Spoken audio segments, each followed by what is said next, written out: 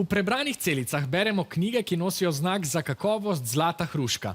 Knjiga Drevesa je malo morje, ali bolje rečeno, velika džungla zanimivih informacij o drevesih. Podajmo se na ta potep skupaj z Jasno in Nikolajem. V pragozdu sobivajo drevesa različnih starosti.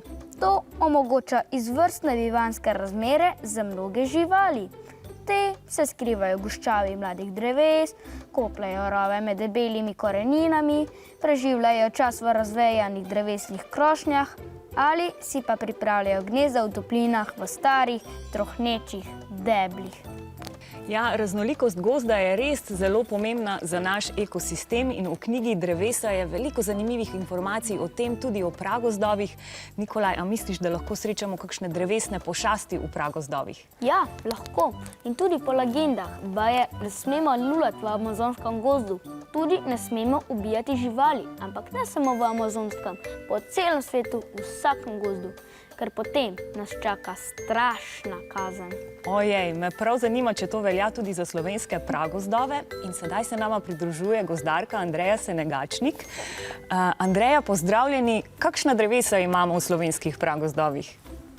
Zdravo! Slovenija ni le dežela gozdov, je tudi dežela pragozdov. Kaj pa sploh pragozdovi so? To so tisti gozdovi, v katerih človek ni pustil svojih sledov. Torej gozdovi, kjer narava ubira svoja pota. So izjemno bogati in tudi raznoliki. Številna drevesa v njih dosežejo izjemne dimenzije.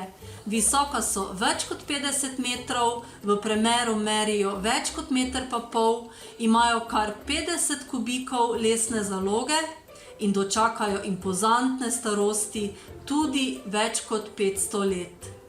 Hvala lepa, Andreja. Mislim, da sem nekje zasledila, da je v Sloveniji več kot 14 pragozdov. No, še več pa je takega gozda, v katerega človek posega in ima od njega tudi korist. In v knjigi je bilo zelo veliko lepih izdelkov. A so ti bili kakšni všeč?